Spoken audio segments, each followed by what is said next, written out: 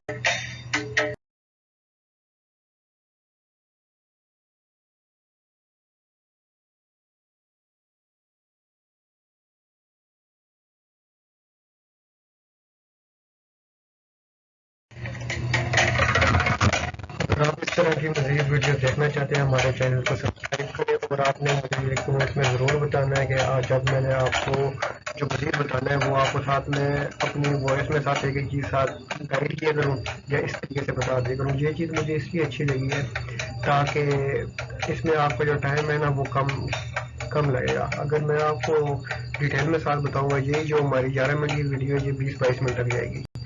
तो आप मुझे अपनी सजेशन दें ताकि आपके लिए मैं मज़ीद अच्छी से अच्छी वीडियो बना सकूँ।